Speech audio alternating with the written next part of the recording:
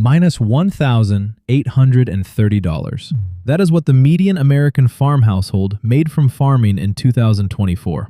$86,900 is what they made from a job that was not farming. That is not a family in trouble. That is the middle of American farming. USDA's own numbers, updated 3 months ago. Picture the table where this actually gets decided. 2 people, a pot of coffee, and last year's tax return. One column is the farm. The other column is the reason they still have a farm. Now here is the number nobody ever puts next to those two. The dirt they are losing money on has been one of the steadiest assets in the United States for 50 years. Roughly 10.5% a year since 1970. Worst single year, minus 5%. The stock market's worst year over that stretch was close to minus 49. Same acre. So how can 1 acre be one of the worst businesses in America and one of the best assets at the same time? And why does the billionaire everybody argues about own 275,000 acres of it without farming a single one? By the end of this, you will know what an acre of corn costs, what the land pays its owner, who holds that payment up, and who really owns American farmland. That last answer will disappoint about half the internet. Start with the dream. There are 4 of them, and they cost wildly different amounts. When somebody says they want to buy farmland, they mean one of 4 completely different purchases. Dream 1 is the escape. 20 acres, a fence, a few animals, and a road nobody else drives down. You are not buying a business. You are buying distance from other people. Pasture averages around $1,900 an acre. In Montana, closer to $1,300. The only dream here where losing money is the plan rather than the surprise. Dream 2 is the working farm. Corn, soybeans, a combine, a line of credit at the bank. The one with a job attached, and the one where the ground costs most per unit of work. Iowa land runs around $10,300 an acre. Illinois around $9,800. The best ground in central Illinois is closer to $16,000. Dream 3 is the trophy crop. Almonds, pistachios, vineyards, citrus. California land averages nearly $18,000 an acre. The trees take years to produce, cost money the whole time, and you cannot leave an orchard fallow when the water gets short. Remember that. It comes back with a number attached. Dream 4 is the one nobody pictures, and it is winning. You do not want a farm. You want what the farm is standing on. No tractor, no harvest, no weather. A line on a balance sheet that pays a small check once a year and quietly gets more valuable. 4 dreams. Only one requires you to farm. Let's price that one out. 1 acre of Iowa corn, planted after soybeans, aiming for 211 bushels. Here are the biggest lines Iowa State puts on it in 2026. Seed, $113.70. Fertilizer, $169. Herbicide, $56. Crop insurance, $17. Harvest machinery, $137. Labor, $52. And then the largest single line on the page, land, $274. Add the smaller lines on the sheet, and the total is $911.98. $912 to farm 1 acre. $4.32 a bushel just to stand still. In 2020, that same acre cost $653. Machinery alone is up 57% against 2021. And look again at one line on that receipt, labor. $52 on an acre that costs over $900. Smaller than the herbicide. Just over 1/3 of the harvest machinery. Less than 1/5 of what the land takes. The work is not the expensive part of farming. The ground is. So what does the corn sell for? Illinois budgets for 2026 assume $4.15 a bushel. Break even, once the rent is in, is between $4.66 and $4.94. Projected returns to the farmer this year run from minus $72 an acre in northern Illinois to minus $111 in the south. And this is not one bad year. It is the century. In 1950, an acre of American corn yielded 38 bushels. Today, it yields 186, nearly 5 times the corn off the same acre, from better seed, better chemistry, better machines. One of the great productivity stories in the economy. Now adjust for inflation. In 1950, that acre grossed $776 in today's money. Today, $774. Identical. 75 years of genius, and the real price of corn fell 80%. Every bit of that miracle went to the person eating it. Soybeans and wheat did worse. Now go back to the receipt and notice something. Every line on it is a gamble. except one.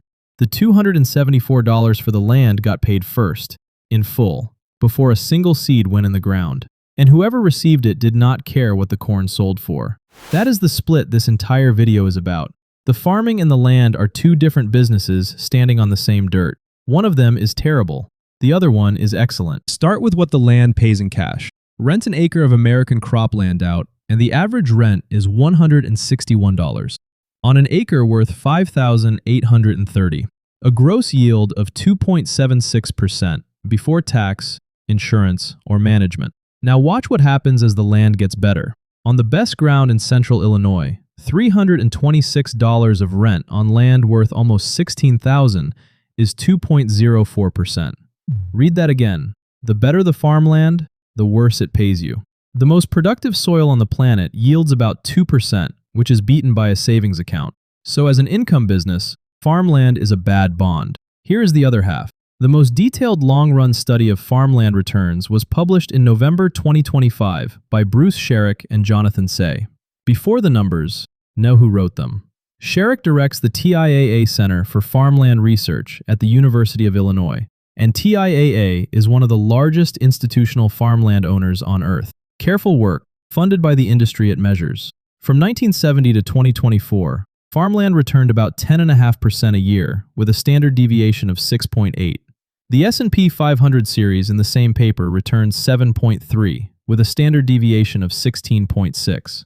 Be careful with that, because the paper never says whether its stock numbers include dividends. So we are not going to tell you farmland beat the stock market, only that it matched or beat equities with a fraction of the volatility. And part of that calm is an illusion. Farmland is appraised, not traded. The values are submitted by the managers who own the assets. Farmland looks smooth partly because almost nobody prices it. It falls, too. In 2024, the main institutional farmland index posted its first negative year in 3 decades. California row crop is down about 7%, permanent cropland over 10%, and it has fallen far harder than that. Adjusted for inflation, American farmland dropped 41.5% from its 1981 peak to its 1987 bottom. It took 25 years, until 2006, to get back to the 1981 level in real money. Somebody who bought at the top spent a quarter of a century underwater. So it is not magic, but hold both halves. A business that loses money, an asset that compounds anyway. Which raises the question nobody enjoys. If the farming loses money, what holds the rent up? If farming an acre loses money 3 years running, the rent on that acre should collapse. It mostly has not. Here is why. Direct government payments to American farms were $10.1 billion in 2024. The forecast for 2026 is $44.3 billion, a 4.5 times swing in 2 years, and $23.9 billion of it is ad hoc disaster money. Put it against income. Net farm income for 2026 is forecast at $153.4 billion. So direct government payments are about 29% of it. Take them out and the forecast falls roughly 12% to $109 billion. Then the insurance. In the 2024 crop year, it covered 543 million acres. Farmers paid 38% of their premiums. The government paid the other 62%. Catastrophic coverage is subsidized at 100%, where the farmer pays a $655 fee and nothing else. Now the part that matters, and it is not the part people shout about. The researchers who built that return study wrote the mechanism down in one sentence. Government support, they wrote, increasingly offsets the long-term risk in agriculture, and the result is, quoting exactly, lower effective risk-adjusted capitalization rates. In plain English, an income stream the government props up is treated as a safer income stream. Safer income gets a higher multiple. So the support does not stop in the farmer's bank account. It passes straight through and lands in the price of the ground. That is not a conspiracy theory. It is the leading academic in the field writing it down in public. So the terrible business gets underwritten, and the great asset gets repriced, out of the same check. Does the land ever call that bluff? Here are the 3 years it happened, on the best farmland in the world. Central Illinois, high productivity ground, the soil that ends up in textbooks. On the 7th of July, 2026, 4 agricultural economists at the University of Illinois published the returns for a farmer working that land on a cash rent. 2023, minus $47 an acre. 2024, minus $35 an acre. 2025, minus $6 an acre. 3 years in a row underwater on the best farmland on Earth. And 2026 is forecast to be the fourth. Make that human. A farmer on 1,000 rented acres of that ground was down about $47,000 in 2023. Up before 5, running a combine that cost more than $360,000. They hit the yields, and the year still took $47,000 off them. Now put the landlord's column next to it. Over that same window, excellent Illinois farmland went from $10,695 an acre in 2020 to $16,779 in 2023, and was still near $16,000 in 2025. The tenant lost money 3 years running. The landlord's acre gained about $5,000. Same soil, same weather, same corn, same 3 years. And the rent did not even rise to reflect it. Central Illinois cash rent was $358 in 2022 and is projected at $326 for 2026. The rent came down, the land went up, and the farmer still could not make it work. When farmers stop buying combines, a public company prints it in an earnings release and everybody can read it. When a farmer loses $47 an acre, nobody outside the county finds out. So somebody is collecting rent through all of this. Everybody has a theory about who. Run all three through the same number. What share of American farmland do they own? Villain 1. Bill Gates owns about 275,000 acres of American land, roughly 250,000 of it farmland. Where that number comes from matters more than the number. There is no national registry of farmland ownership in the United States. None. It is a private magazine's estimate, built by the Land Report from deed records and by tracing shell companies, never audited. He is also not America's largest landowner. On the 2026 list, he is 44th. Stan Kroenke owns more than 2.7 million acres, about 10 times what Gates has. Gates does buy better dirt, productive cropland, while the men above him hold timber and rangeland. Here is all of it. 880,100,848 acres of land and farms. Gates's share is 0.031%, 1/3000th. There is no evidence of a plan to control the food supply. He did what this video has been describing. He bought the asset and left the business to somebody else. Villain 2. Wall Street. Both publicly traded American farmland investment trusts, added together, own 170,288 acres, 0.019%. 1 acre in every 5,200. And there is a better test than acreage. Where do investors buy? In Iowa, their share of sales runs 17% in the Northwest District, the best land in the state, and 46% in South Central, the poorest. They are not hoovering up prime Corn Belt dirt. They are buying the ground farmers do not want. Villain 3. China. Chinese interests hold 247,659 acres, 0.028%. And Smithfield alone is 40% of that. Hog farms that arrived attached to a pork company bought in 2013. The USDA's own report says, and this is the exact sentence, there were no filings directly by the government of China. That number needs 2 caveats. USDA says it is a minimum because ownership spanning several countries files without a predominant one. And the Government Accountability Office audited this data set and found it unreliable, including the largest holding linked to China being counted twice. The number is small and the counting is poor. Anyone who gives you one without the other is selling something. The largest foreign holder of American land is not China. It is Canada. 3 villains, 3 rounding errors. So who is collecting the rent on 348 million acres? On the 1st of December, 2025, 35.5 acres near Orange City, Iowa, went under the hammer for $32,000 an acre, a state record. The winning bidder was the neighbor. They are going to grow corn and soybeans on it. That is who buys American farmland. When Iowa State surveyed the 2025 market, 66% of sales went to existing local farmers. Non-local investors took 12%, and investors sold 13%, so as a group, they barely accumulated. The survey has no line for institutions. Now look at who was selling. Estate sales, 55%. Retired farmers, another 22%. 3/4 of the market is somebody dying or getting too old to carry on.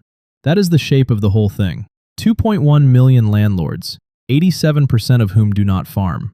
Individuals, trusts, and family entities hold 91% of the rented farmland. Every non-family corporate entity in the country, added together, holds 6%.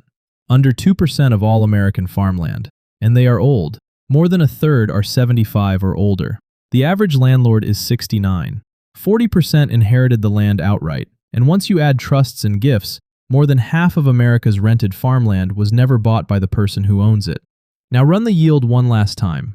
Those landlords collected $34.1 billion of rent last year on land and buildings worth $1.66 trillion, 2.05%. The same 2% as Central Illinois. 2% everywhere, forever. So the story is not BlackRock, and it is not Beijing. It is inheritance. An aging generation who mostly did not buy the land, renting it to people who lose money farming it, while the taxpayer underwrites the income and the price climbs. Which is why the person doing the work earns the worst return in the chain. They carry the weather, the diesel, the debt, and the price of corn. The owner collects the appreciation, and collects it whether the corn works out or not. Farmland is not valuable because farming makes money.